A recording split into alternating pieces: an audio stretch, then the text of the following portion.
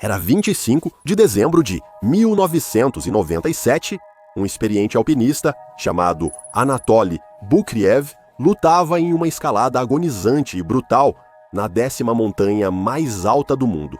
Não seria minha escolha de como passar o Natal, mas naquele mesmo ano, Anatoly alcançou com sucesso o cume do Everest, a montanha mais alta do mundo, pela 3ª vez.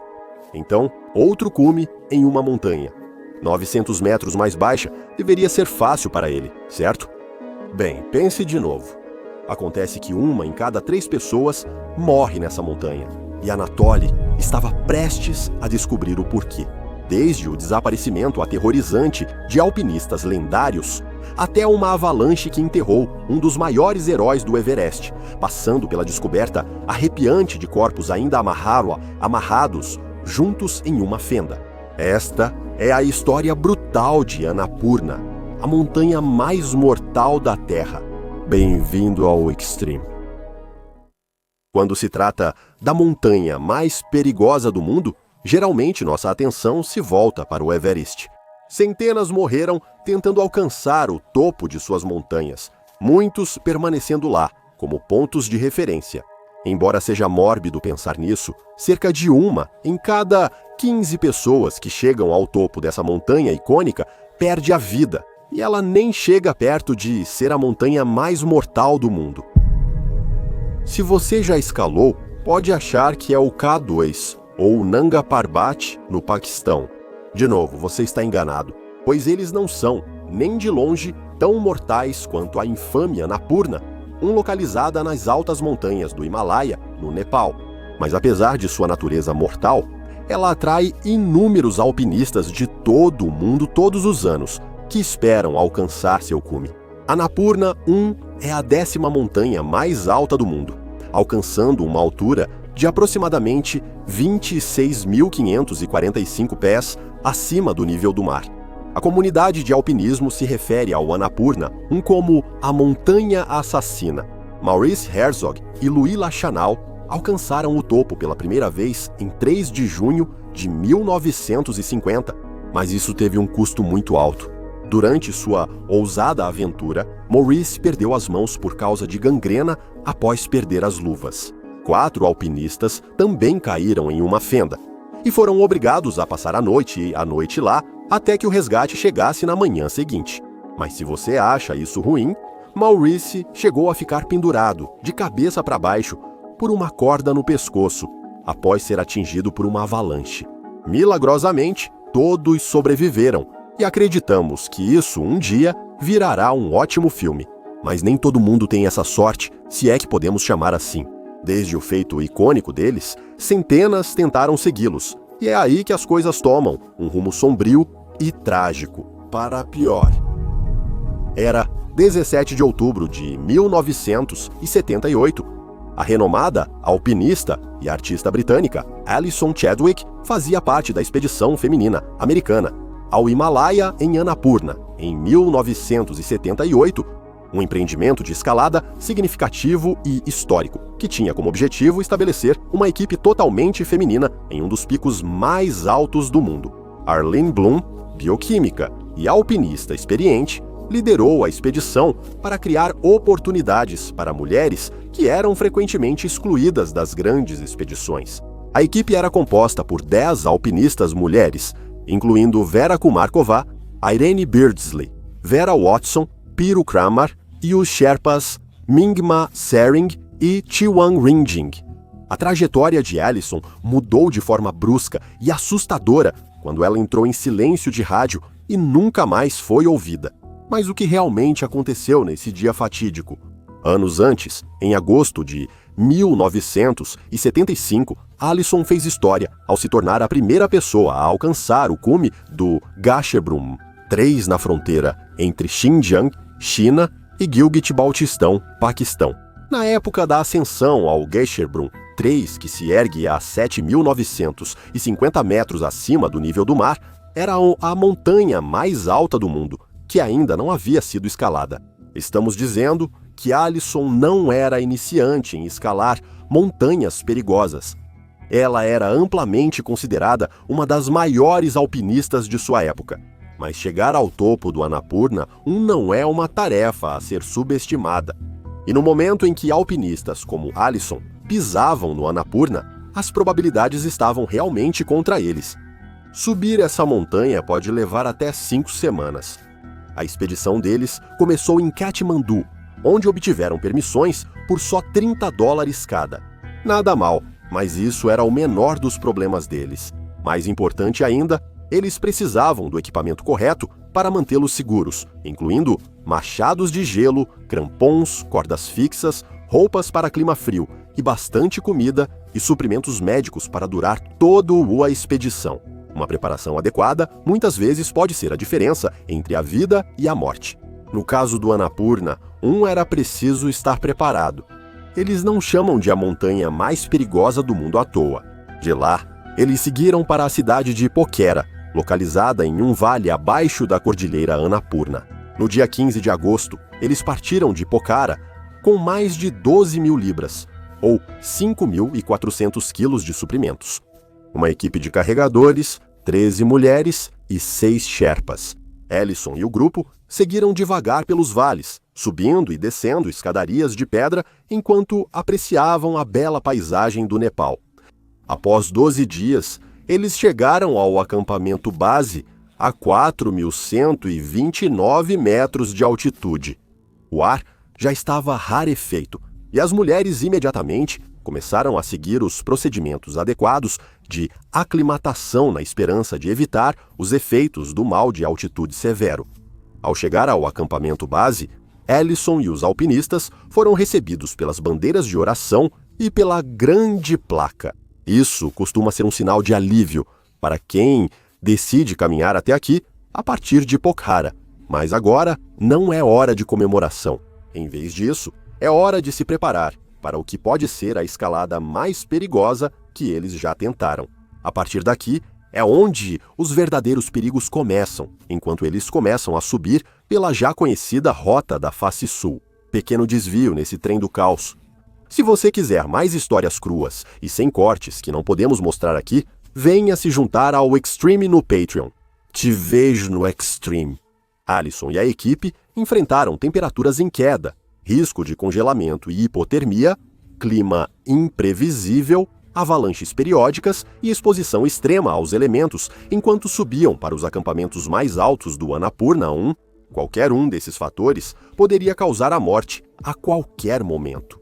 Embora todos esses perigos existam em outras montanhas ao redor do mundo, eles são muito mais intensos no Annapurna 1. Alison e o grupo avançaram pelo terreno íngreme, extremamente difícil de atravessar. Eles escalaram faces de rocha afiadas e irregulares e camadas espessas de gelo. O terreno inclui subidas e descidas íngremes, exigindo técnicas sofisticadas como front pointing e corte de degraus para atravessar o gelo e a neve. Realmente não é para alpinistas inexperientes ou para os fracos de coração. Quando combinamos todos esses riscos potenciais com a alta probabilidade de avalanche, é impressionante que o grupo sequer tenha tentado uma expedição tão perigosa. Já estavam exaustos? Ao chegar ao acampamento, 2 Alison e a equipe descansaram antes de enfrentar a parte mais perigosa da subida. Para chegar ao acampamento 3, eles tiveram que atravessar uma parede de rocha vertical de 2.990 metros de altura, repleta de quedas de gelo imprevisíveis, fendas profundas e encostas íngremes. Tudo isso somado às exigências habituais do corpo e da mente que acompanham a escalada. Um pico tão imenso torna a escalada única no mundo. Imagine, o corpo de Alison já estava dolorido após dias de escalada intensa. Ela acordou no acampamento antes do amanhecer. O equipamento dela ainda está um pouco molhado e a temperatura já está quase em menos 20 graus Fahrenheit. Ela organizou seus pertences e o equipamento antes de atravessar um glaciar escorregadio. Cada passo precisa ser bem calculado. Um movimento errado e as placas instáveis de gelo glacial poderiam desabar inesperadamente, jogando-a no fundo de uma fenda. Tiveram sorte de atravessar o campo minado sem ferimentos. Agora, porém, um desafio ainda mais perigoso os esperava. Uma parede íngreme, com inclinação média de 55 graus, mas não havia como evitar. Eles tinham que subir. Enquanto os Sherpas começam a organizar o equipamento, talvez uma sensação de ansiedade percorra o corpo de Allison. Aqui, ela será forçada a usar não apenas suas habilidades técnicas, mas também uma abordagem cuidadosa, já que uma avalanche devastadora pode descer a montanha a qualquer momento. Com cordas fixas, a equipe iniciou a subida pela face exposta da rocha. Temperaturas baixas e vento reduzem drasticamente seu ânimo. O tempo todo, a possibilidade de quedas de pedras vindas de cima exige observação constante de todos os envolvidos. O clima pode mudar rapidamente, então alpinistas devem estar prontos para ventos fortes e neve. Após superar a parte mais difícil da rota, a equipe chegou ao acampamento, 3 a 21.325 pés de altitude. Eles devem estar tomados de alegria e alívio. A partir daqui, eles seguirão em direção ao cume. Pode parecer fácil, no entanto, está longe disso. No dia 15 de outubro, 3 membros da expedição, Vera, Irene e Piro, foram selecionados para fazer a primeira tentativa de chegar ao cume. Mas isso exigiria toda a energia restante delas. As mulheres avançaram em direção ao pico do Annapurna. Enquanto faziam isso, o vento gelado batia forte nas roupas enquanto avançavam devagar por uma crista estreita e exposta. Apesar de estarem conectadas por cordas, um passo em falso de qualquer uma das mulheres colocaria todas em perigo. Cada passo era cuidadosamente calculado, enquanto o ar rarefeito tornava incrivelmente difícil respirar, mesmo com oxigênio suplementar. Pirro, Vera e Irene lutaram contra a hipotermia, os ventos cortantes, o terreno instável e até mesmo a neve pesada, e finalmente chegaram ao cume do Annapurna um mês após o início da expedição. No topo do pico, eles provavelmente se sentiram no topo do mundo. Eles pararam por um breve momento para apreciar a vista deslumbrante sob a luz da tarde e perceberam que acabavam de fazer história. Vera e Irene se tornaram as primeiras americanas a alcançar com sucesso o topo da montanha. Enquanto o vento frio varria a paisagem, elas fincaram bandeiras vibrantes, consolidando sua conquista. Em uma delas, escreveram: "O lugar da mulher é no topo." Depois de terminarem de apreciar as vistas deslumbrantes, era hora de voltar à realidade e enfrentar novos perigos. Agora, como você deve saber, a descida é frequentemente considerada significativamente mais arriscada. Neste momento, as mulheres estavam em uma das partes mais isoladas do mundo. Exaustas pela subida, as alpinistas precisam reunir forças para descer a montanha em segurança. Após semanas na montanha, o cansaço físico e mental se instala. É nesses momentos que pequenos erros podem ter grandes consequências. Mas, felizmente, as 3 mulheres voltaram ao acampamento sãs e salvas. A maioria das expedições veria isso como grande vitória e iniciaria a descida da montanha, voltando ao conforto da sociedade e das famílias. Mas Allison queria mais, e Arleigh Bloom, líder da expedição, estava ansioso para dar isso a ela. Ela propôs que um segundo cume era possível, o que daria a vários dos outros alpinistas a chance de chegar ao topo. Allison lideraria, enquanto a expedição tentava alcançar o cume de um pico central inédito, com 26.414 pés de altura. O plano original era enviar Allison, Vera e mais alguns outros alpinistas. Mas a brutalidade do primeiro cume deixou muitos exaustos demais para sequer pensar em tentar novamente. Enquanto isso, os Sherpas Chawang e Mingma sofreram graves queimaduras pelo frio após ajudar a expedição a chegar ao cume do Annapurna. No final, Allison e Vera tentariam o segundo cume sozinhas, sem nenhum guia Sherpa. Do conforto de casa pode parecer uma decisão maluca. Já provavelmente, sofrendo com o frio e um leve grau de mal da altitude, Allison e Vera foram pioneiras no montanhismo feminino. Ambas escalaram algumas das montanhas mais perigosas do mundo e dedicaram suas vidas a isso. Elas conheciam os riscos, conheciam a rota e, mais do que isso, sabiam que possuíam as habilidades necessárias para completar um segundo cume. Assim, Saindo do acampamento 3 nas primeiras horas de 17 de outubro de 1978, Alison e Vera seguiram rumo ao seu destino. A dupla, mais uma vez, enfrentou ventos cortantes e clima imprevisível, enquanto subiam lentamente o Annapurna pela segunda vez. Desta vez, eles estavam sozinhos, apenas com um rádio para contato com o mundo abaixo. Parece que os alpinistas avançavam rumo ao acampamento 4. Arlie havia combinado com as mulheres de fazer contato pelo rádio naquela noite. Mas quando o sol se pôs acima das montanhas e a noite caiu sobre a rota, o rádio permaneceu em silêncio. As preocupações surgiram no acampamento entre os alpinistas, mas decidiram esperar até a manhã seguinte. O sol nasceu sobre o Annapurna, mas ainda sem contato pelo rádio. Agora, Arlie e o restante da expedição tinham que se preparar para o pior. Arlie pediu aos Sherpas, Mingma e Lakpa, que procurassem as mulheres, mas ambos ainda sofriam de queimaduras pelo frio e exaustão. Finalmente, no terceiro dia sem contato, eles concordaram em subir a montanha e procurar por Alison e Vera. Falando sobre a decisão de procurar pelas mulheres, Lakpa disse: Mingma e eu passamos muito tempo juntos com as mulheres e nos conhecemos bem, mas estava ventando muito e o caminho estava realmente ruim. Talvez parte do motivo pelo qual decidimos ir tenha sido um sentimento de culpa. Enquanto subiam novamente a montanha, os Sherpas procuraram as duas mulheres na rota. Apesar das condições adversas e do próprio sofrimento causado pelo frio, eles continuaram em frente. Perto do acampamento 4, eles encontraram uma cena de partir o coração. A quase 600 metros de onde estavam, no fundo de uma fenda, eles viram os corpos sem vida de Alison e Vera, ainda conectados um ao outro por uma corda. Lakpa, uma das Sherpas, ficou devastada com a descoberta das duas mulheres que ela havia conhecido bem durante a expedição. Ela disse depois: "Nada me marcou em Annapurna, exceto ver aqueles corpos." Até hoje, a causa exata da morte delas continua sendo um mistério. Será que uma pequena avalanche as obrigou a descer a encosta íngreme, ou uma queda de pedras as fez despencar montanha abaixo?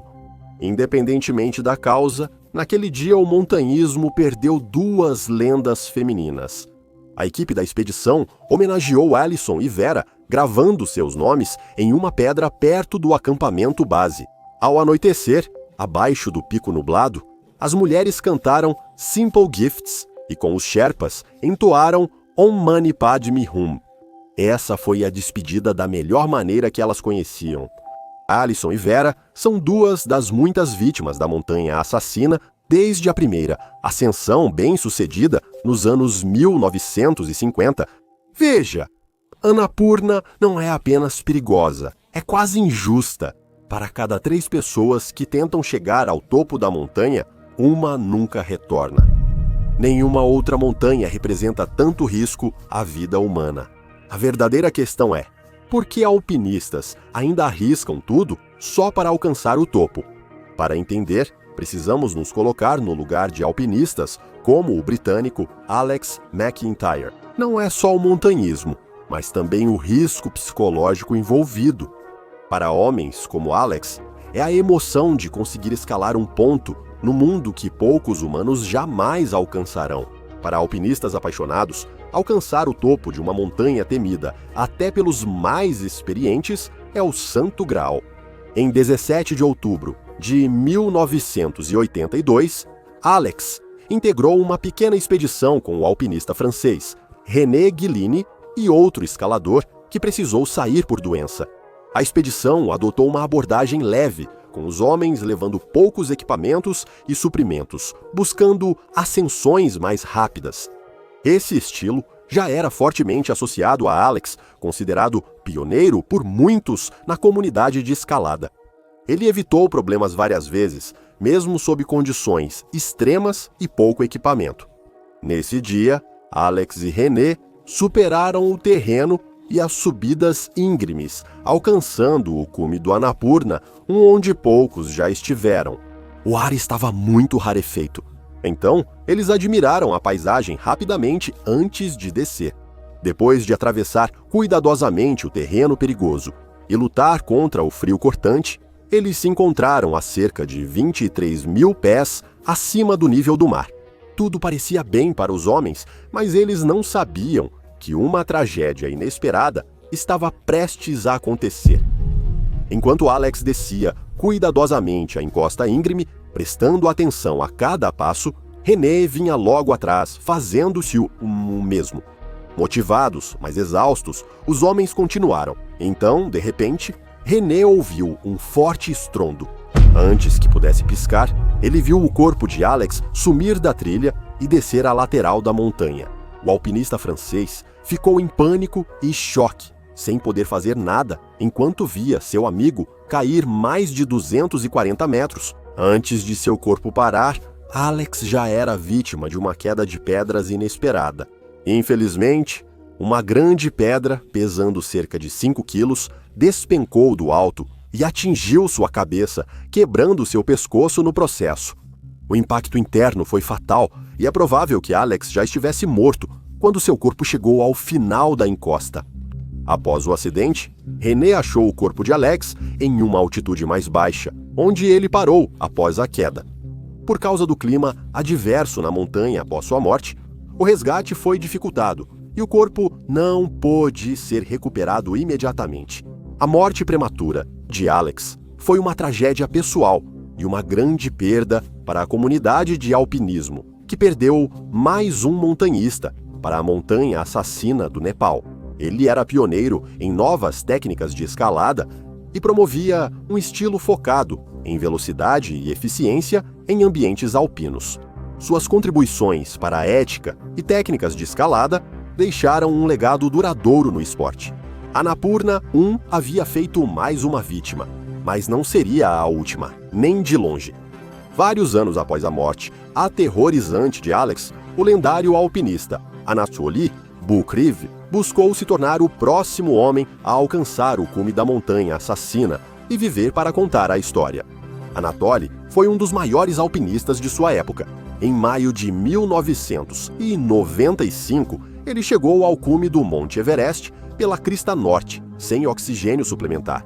No ano seguinte, ele alcançou o cume pela rota South Col em 10 de maio de 1996. Quase imediatamente após essa conquista, Anatoly entrou em ação. O alpinista russo, de 39 anos, era pouco conhecido até ganhar destaque na mídia após a trágica escalada do Everest em maio de 1996.